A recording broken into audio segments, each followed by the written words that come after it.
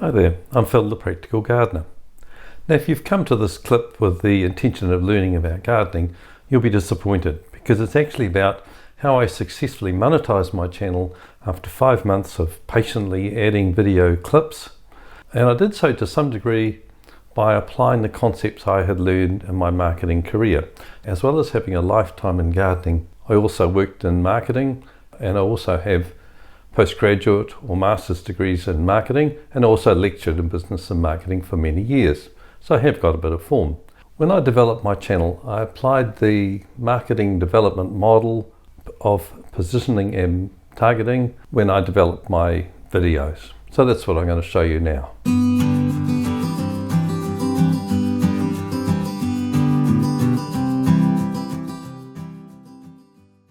First thing I did was I considered the overall market that I would be targeting and its different features. Then I decided on my overall approach for my channel. Here you can see that I've used the image of a tree being planted. I wanted to focus on real life practical aspects of gardening rather than a more abstract and generalized approach.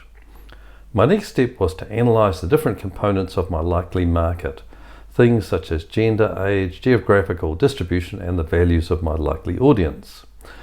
Then I honed down on defining who my particular market would be. Finally, I positioned myself relative to other bloggers and garden commentators. Regarding the environment for my audience, firstly I considered the climatic zones that relate to my particular practice and expertise. The temperate zone. This covers much of North America, Europe, East Asia, South America and Australasia, and comprises a huge chunk of global gardening. Next, the relevant language, English. I make no claims to provide a service in Japanese, Chinese or Spanish. However, it still left much of North America, the United Kingdom and Australasia as potential markets. These relevant countries are all considered high income, so they have a considerable majority of people in the middle class, usually owning their own home and with scope for a garden. As well as being home gardeners, these people are likely to have values associated with nurturing the natural environment. Next, I decided my overall strategy. First, I wanted to reflect my personal approach to gardening, as shown in the plan for my garden. Being holistic, discussing all aspects of gardening, ornamental, outdoor living, vegetables, fruit, etc. My focus is on gardens no bigger than my own, that is from a quarter acre or 1,000 square meters down to an apartment size. My model is to provide specific suggestions backed up with examples, usually from my own garden. Also, I wanted to provide clarity through illustrations, those being photos, videos, or these diagrams from my illustrator, Tim Garman of Silver Eye Design. My next step was to analyze aspects of my chosen market so that I could fine down my approach. This is called market segmentation. For instance, I surmised that the majority of my viewers would be women, as I'm showing here.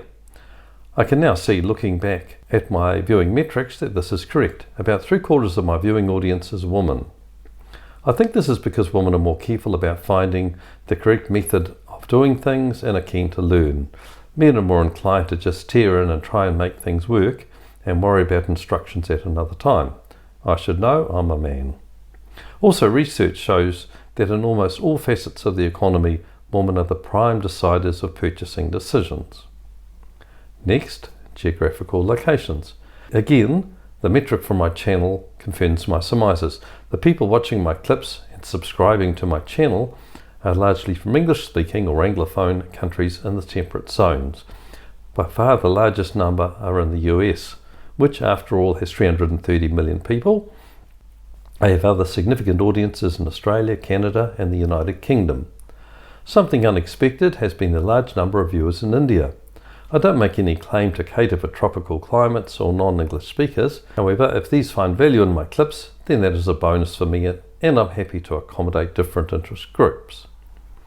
Regarding age groups, as anticipated, a large group is mature people in their 60s and above. They usually have mortgage-free homes, plenty of free time and discretionary time and income to spend on landscaping and gardening activities, as well as desiring a pleasant outdoor environment to spend time in. I didn't really expect to have a significant number of viewers, 30s and under group, as they often don't own homes and are struggling to build their careers and lives. However, I would have hoped to have more middle-aged viewers. Often they have purchased a home and are seeking to make home improvements that suit their lifestyle with modest expenditure, things that my channel caters for. For me, this cohort represents a demographic that presents an untapped opportunity to build a following, if I just find a way to catch their attention. Next, wealth. My personal situation and that of my peer group is middle income. In developed countries in the temperate zones, this is a very significant group comprising about 50% or more of the population, as you can see in the notional pie graph. These people usually own their own property and the income to spend on home improvements. Higher income people often can employ professional landscapers and gardeners and don't really need my advice. However, very often they are energetic, inquiring people wanting to get their hands on the soil and harvest their own crops or cut flowers. So, although they are not my target group, they will hopefully find value in my clips. There is also a large group of poorer people, usually living in rental accommodation that they can't really enhance and with limited income to spend on gardening. However, it may be that they can access my clips to learn how to grow some vegetables. Also, I do promote many low-cost options. For instance, in my tip vertical gardens, I show how a vertical garden can be constructed for virtually no cost using a wooden pallet and recycled plant pots. However, to be clear, the middle income group is my logical target market. Finally, I considered psychographics, or people's approach to life, which is the most sophisticated analysis, but it's one that's always taken into account by large companies in their marketing programs. In simple terms, early in life we usually are in survivor mode with limited resources and options.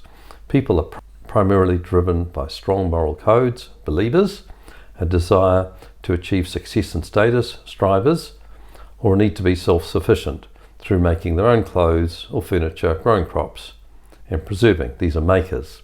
As we build our careers and asset base, we tend to become innovators with more assets and options in life.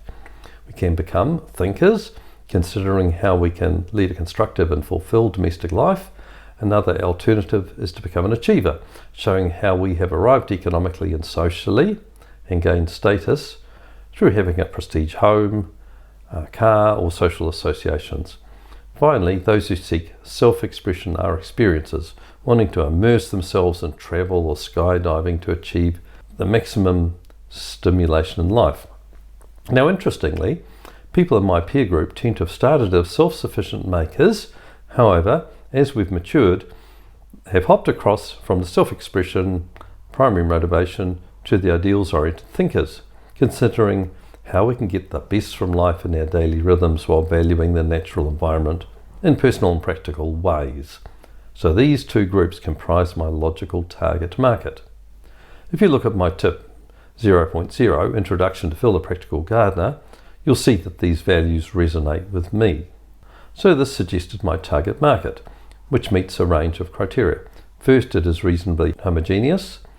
Looking at the aerial photograph of my immediate neighbourhood, you can see that most of my neighbours have a section with a garden where they grow flowers, trees and lawns, and commonly have a vegetable garden and fruit trees. Next, it is measurable. The people who are buying plants, visiting gardens, or subscribing to gardening channels can be measured. Yes, it's profitable. Middle-income people with gardens spend on garden shops or magazines. It can easily be communicated with. Many people subscribe to gardening channels, and clearly they can be satisfied with the quality advice and communication. Observations suggest that my typical customer is likely to be a middle-income, English-speaking woman interested in gardening, as can be seen in this garden group that I was addressing many years ago when I had more hair.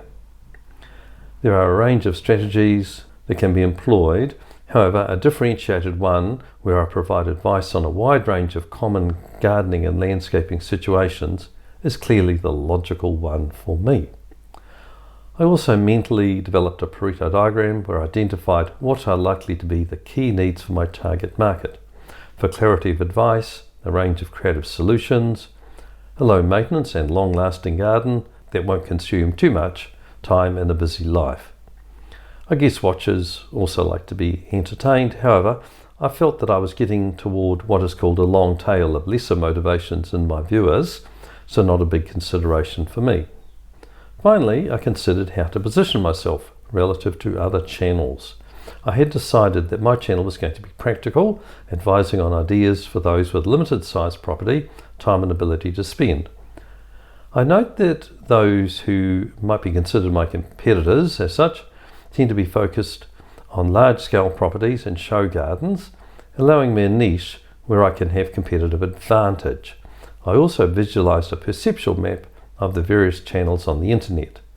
One of my axes ranged from larger rural properties in the States down to modest-sized suburban properties. The other went from long videos featuring a lot of talking and focusing on the presenter down to concise, strongly focused and practical videos, richly illustrated with examples and diagrams.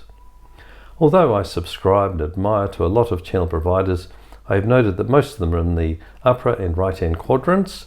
This left an unexploited niche for me, providing highly focused and practical videos for small domestic properties and those seeking to develop a garden with limited time and resources. So I hope this is of value to you. I do find this a very powerful model for the development of your channel, and I hope that you can apply these. I have put timestamps down below so that you can check up on the different sections if you wish to review this video. And don't forget to subscribe to my channel if you're interested, and also like this particular tip. And thanks very much for watching this through to the end.